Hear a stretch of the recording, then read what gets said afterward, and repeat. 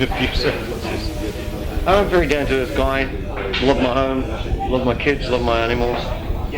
Love heavy metal. All right. Who is your idol? My idol is Rory Gallagher and Jimi Hendrix. And Gallagher, why? He was the guy, the single most important guitar player that inspired me to start to play the guitar. All right. Can you tell me something about your school time when you were a youngster?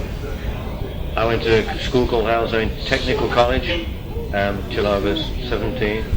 I left work then and worked for British Steel for 5 years. And then I became a musician. So that's simple, really. And is the album British Steel called in any similarity because you're... Well, we just thought it was a good title because there was a company called British Steel who I coincidentally worked for.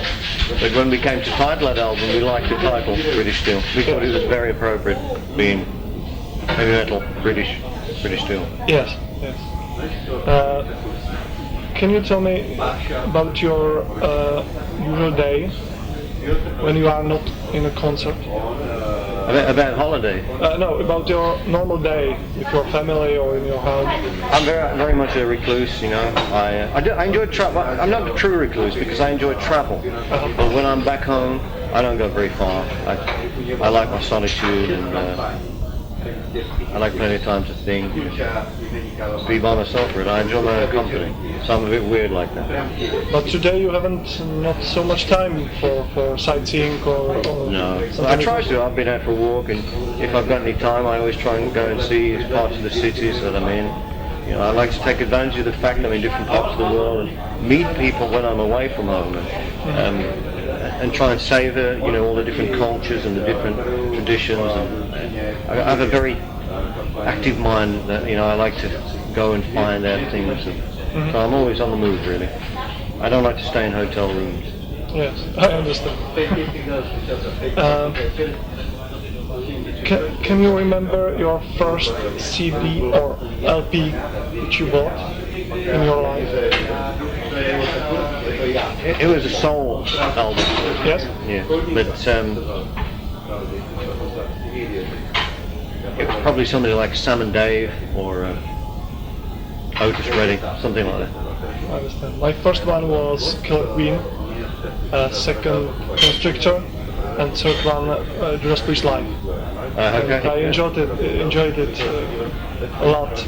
And then when I heard your albums, it was a little bit disappointing because in the live concert LP was so much energy. Yeah.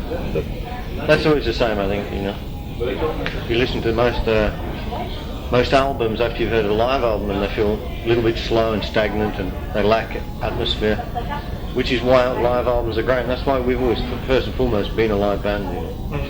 Yes. All right. Next one. What is ideal environment for when you are composing? In your bed or? No,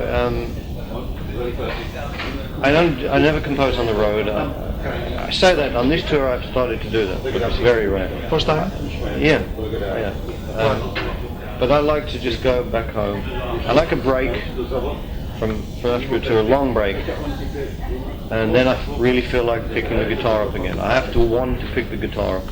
And so when I want to pick the guitar up, I have a tape recorder ready because that's when I'm most prolific, and that's when I come up with most of my ideas. And I just sit and come up with loads of ideas and put them down. And then I put the guitar down again, then I go back and listen to them. And I think that's good. I'll have another listen. Come back, listen again. I go, yeah, that's good. That's good. Pick the strongest ones and then I'll work on that. But I always need to want to pick up the guitar. Otherwise, I'm not a guitar player that plays the guitar every day. I get fed up with it and bored with it. So I never want to be bored. So I wait and have a real long break, week sometimes, and then when I pick it up, I'm ready to write. Which music do you listen when you are relaxing? Classical music, Beatles, Eagles, very melodic music. You like Richard Wagner? Who? Richard Wagner. Wagner, yes. Yeah. Do you like him? Yeah. I heard Tristan and Isolde yesterday, first time, and it was a great disharmony for me. Very dramatic, his music's very dramatic. Anything, this is just for recreation, anything other than metal. I enjoy metal, but I need to be in the mood to listen to metal, because my life is metal, so everybody needs a break from it. Also, if you just listen to metal, you have a very closed mind. A lot of the ideas I use are classical ideas or melodies I get from pop music or other areas, which I can then incorporate in my sort of writing technique without actually copying anybody. Or I think it's very dangerous to listen to someone too much, because your subconscious mind emulates that, and that's. I take my inspiration from across the board, all various wide spectrum of music, and for me that's a very important thing. When you are composing, and then on the last 2 CDs, your name is written under every single song in the CDs. Is it because you are you try to be there, or coincidentally, or you're a strong personality? I think it's I've written a lot of the lyrics on the last 2 albums, but the lyrics are only part of it. I've always been heavily involved in the writing, and it's just the way the last 2 albums worked out. That's not to say, also you'll see a lot more of Ripper from now on. You'll see him get involved a lot more in the songwriting process. There is a question which I don't want to ask you, but my editor-in-chief, do you believe in reincarnation?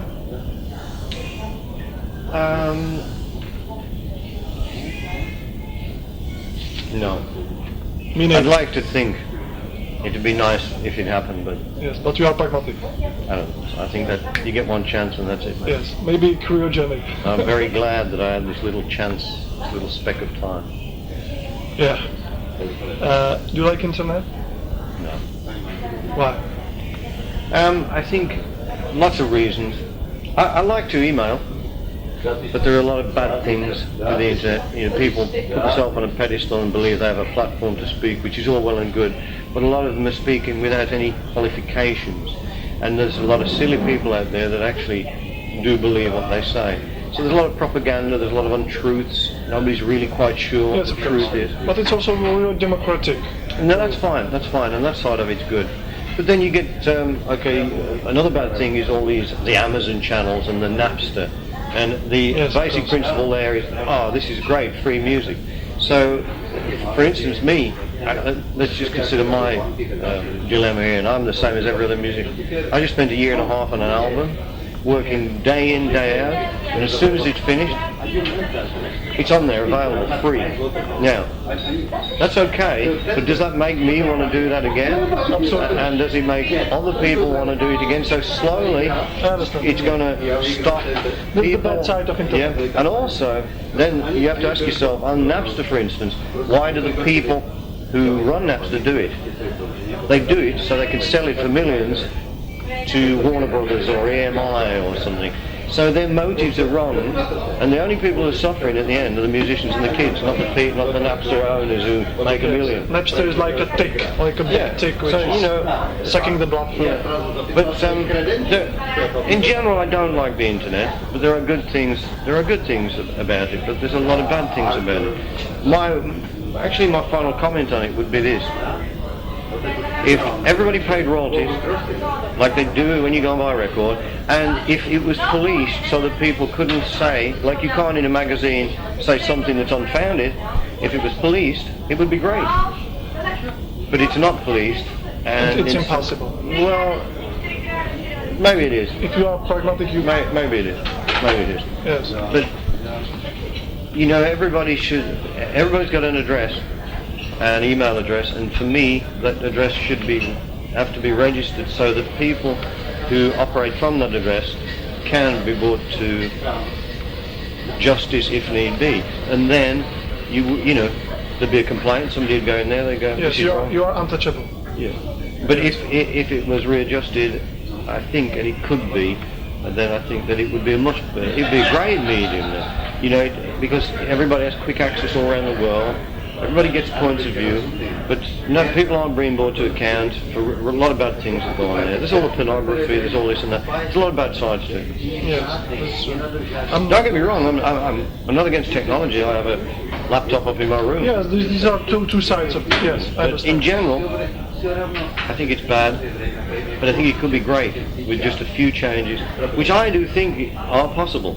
And I think it would take some years to get there, but I really believe it's possible to do that. So the freedom of speech thing is all well and good, you know, but when it oversteps a certain point or a mark, and it becomes slanderous and untrue, and causes a lot of problems for people, then that is wrong. Because in a magazine, you know, you can't just go and write something in there that's untrue, blatantly untrue, because people come down on you, and that should be the same on the internet. Yes, that's true. And the massive robberies, which are every day on the internet, are terrible. I thought about that because I did 2 short movies. It's my present for you, actually. And the first one was a cult in Czech Republic. I was a teenage intellectual. It's actually the second one on the tape.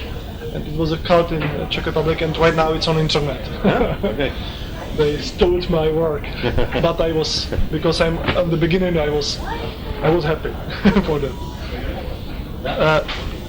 Little personal question. Can you tell me about about your first sexual, when you first have a... Can't remember. Years ago. Alright. Can't remember. Your worst feeling in your life, what worst happens to you in your life? Well, there's lots of things really. My father died last year, that wasn't good.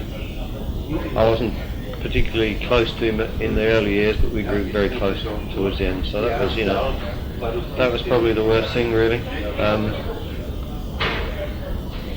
A lot of bad things with the band, not a lot of bad things, but one bad thing was the court case we went through in Nevada, which was terrible for music and Judas Priest to endure. But other than that, I've been very fortunate really. There's been no real bad things in my life. Even when I worked for British Steel, I would never ever sacrifice that. It was an experience for me, taught me never to go back to that, gave me a lot of drive and energy to escape that. I think there's, you know, bad things that happen in your life, you've always got to turn around and make good things.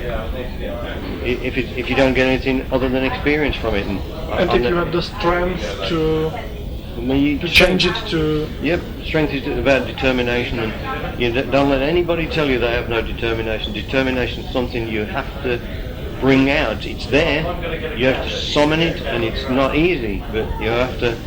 I've always, you know, I think the odds have always been against Judas Priest in a sense, because we've never been a band that gets airplayed. We've never been on the radio. You know, we've always been the people's band, but the people don't always buy records, you know. So we've always fought our way up to maintain our reputation, and then the kids have responded, you know, and they've supported us loyally through the years. So, you know, we've worked for them and they work for us, and it's not been easy, and nothing's ever been easy for this band. But determination gets you through, you know. When I listened songs from Demolition CD, I thought a few of them could be great for movie soundtracks. Yeah. Are there any movies? I don't think so, few years? but maybe somebody will use a track. I mean, my ambition eventually, when Priest finishes, is to write soundtracks for movies, because you put an average piece of footage. This is an average. This is special. That you get an average piece of footage from a video, and you put an average piece of music to it, but you put the two together, and you have something very beautiful. You know? And I love the amalgamation of video or 35mm or DVD and the music. You know, two together marry and make something special. The music gives the movies the emotions and can help them. For example, Lost and Found It, I think it's a great song for some movies. It's a good sentiment as well, you know, because everybody's been lost in life and they should find the soul. and that's what it's about. Yes. All right, back to my list. What can you do against stress when you are? Very little. I mean, stress is something that affects everybody in different ways, and it's not always easy to see how stress expresses itself. And I think once you've got through a stressful period, you're a wiser man or woman, and you can see the signs, and you learn how to deal with it. People talk about self-hypnosis. Take Valium, you can do whatever you like, all of which work and get you through. But the most important thing is to stand back then and look, see the signs and see what caused it, and just try and calm down and try to avoid that situation in the future. Everybody works too hard, I've suffered from stress sometimes because I'm a workaholic, and now I've learned that I do bursts of work, but then take it easy. Go and get a boat and go off on a lake somewhere. Or I live in the countryside. I shut the studio door sometimes. I just walk with the dogs. And you have to have a break from whatever you do. You have to have a break from it. Like I said with the guitar, then I want to pick it up again. Then I'm hungry. Then I produce my best work. But you can't just relentlessly continue. Nobody can. You have to chill occasionally, I think. But the thing is to stand back and try and analyse. That's difficult for some people to do. Some people can't do that. That's what you should do. And you can see the sign. I think every successful person suffers from stress. 2 weeks ago, I thought about try to use cocaine to be preparing for potential shooting, which I'm planning for next year. My feature length movie, first one.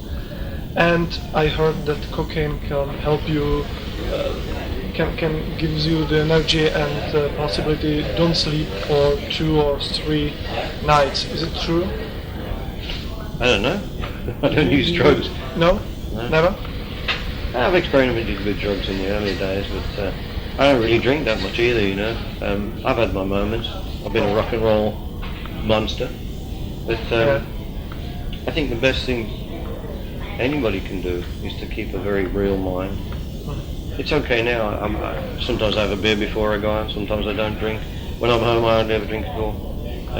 Drinking cocaine, it's all a social thing, and if you get to rely on any sort of substances like that, it's not good. I don't just mean through the addiction side of things, which alcohol is much worse than any drug, I think. I think it's just great. I work a lot in the mornings. I used to write till the small hours. Now I get up early, get my son off to school, and I've got a very, very active mind in the morning, for 4 or 5 hours. And music as well, I go to the studio, I can write. And then after a bit my brain, like everybody else, gets a little bit tired, and then I move on to other things in the day, more enjoyable things. And I like to get up with a very clear mind.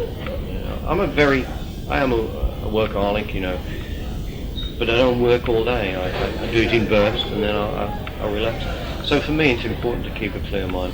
And from my point, I've never written good music under the influence of drugs. It's always been out of here, out of my normal self, out of my normal thinking, character and intelligence, really. Are you working from from any hour to any hour, or just if you have inspiration? I do most of my work now in the mornings, my music work in the mornings.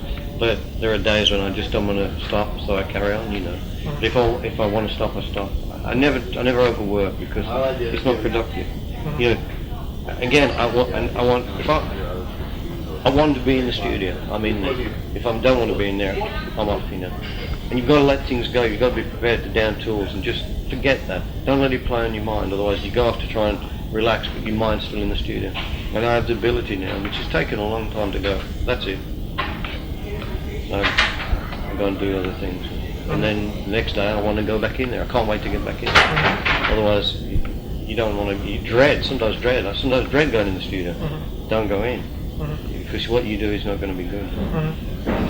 It's like a song, if you're struggling to make a song work, it'll be a bad song. It'll always be a bad song. The best songs, they just happen like that. It's the same with writing, it's the same, I'm sure it's the same with producing films, something I've always found intriguing Not that I have the skill to do it, because it's a different sort of skill, but it must be a very satisfying thing to do something that you're proud of, and you go, that worked. I think that with writing, with essential writing, it's a little bit something else, because if you don't, for example, me and my 2 colleagues, we are working from 11 o'clock till 11 o'clock at night, if it's necessary, and it helps us to do the work, because if we haven't the system, we start to be lazy, and it's not your state of mind. You are, when you have an inspiration, you are working easily, and yeah, that's right. If you struggle to make something work, forget it, put it aside, move on. I understand. You can get stuck on things and waste a lot of time. If you get stuck on something, just go, put it away. Maybe the difference between music and writing. I have so many songs at home which really are potentially very good ideas, but I can't make them work. Hundreds of them. You are waiting. I probably will never, I move on, you know. Yeah. Maybe I use a bit here and there, but the songs itself will never be used because I can't make them work. Great idea, but it doesn't work, so you've got to let it go and move on. I think I had a woman say once, and one of the greatest things I've ever heard, I don't know who she was, I think she was a German artist, and she said you should be very prolific. You should paint a lot of pictures, but you should never be frightened to destroy a lot. If you don't like them, just destroy them. And it's, you know, she said you should destroy as many as you create, with the exception of the good ones, and those are the ones that you. And she's right, you know, destroy it, get rid of it, and move on. It needs a strength. Yeah, but it's one of the I think the most artistic, sensible things I've ever heard said. What if you has, in your opinion, really good song or really good melody, and your colleague says, no, we don't like it, it's not good, it's a piece of shit or something? What, you mean the Judas Priest song? Yeah. Lots that haven't been used, you know, really. You wouldn't even know the titles, but I very often said, this is good, and everybody goes. So, it's in the bin. Democracy. What is your political, which party do you prefer in voting? In England? Yes. Conservative Party. Thatcher previously? I thought John Major was a good Prime Minister, but I don't think Labour are any good at all. The reason for me is that they are messing with the English countryside, something of which they know nothing, and they're slowly going to destroy it if we're not careful. They're introducing, you know, rights to roam everywhere, and people who roam they're not walkers, they're burglars and people who tread on fauna and flora. You know, the safe havens for the animals are being destroyed. You know, and there's a network of public footpaths in England that you couldn't walk 10% if you walked all your life. It offers everything. Now they want to walk all over the crops and through forests and destroy animals and plants. They're messing with the farmers of England who are salt of the earth people. They don't bother anybody. They work hard and they produce great things. Now they're being messed with by the government. There's so many bad things they don't. Now I'm an animal lover and they're messing with the hunting bills in England, you know. The hunt is a tradition, it offers a lot of work for people. You know, right through the stables and the horses to the dogs, and it's a great way of life, it's a country tradition. They're messing with that. They kill one fox a year. There's 4 or 5 foxes run over in between where I live and the local garage every night, you know. It's just ludicrous. So they're messing with things they don't understand. That's what I don't like about it. Show me along, yeah. We are supposed to stop? Or? Yeah, we've got to go. Yeah, how many minutes? Play. How much? 5 minutes. All right. Who is your favorite movie genre? You mean like type of movie, film star? For example, film star. I like Jack Nicholson. Yeah. Probably my favourite actor. What do you have right now in your pocket? Nothing. Absolutely nothing. Yes? Nothing. Great. At all. All right. Not even a pig. And what? Can you tell me the definition of rock star in your opinion? Yeah, rock star is something in people's own mind. I've never considered myself a rock star, you know, and I never will. And I think that people who do consider themselves a rock star suffer from delusions of grandeur. You're really just a servant to the fans out there, to give them what they want and try and enjoy yourself and be proud of what you do. Yes. What is anything what you want change in your life, in your past life? No, I wouldn't change anything. Which habits, which human habits do you dislike? Habits. Habits, yeah. Most.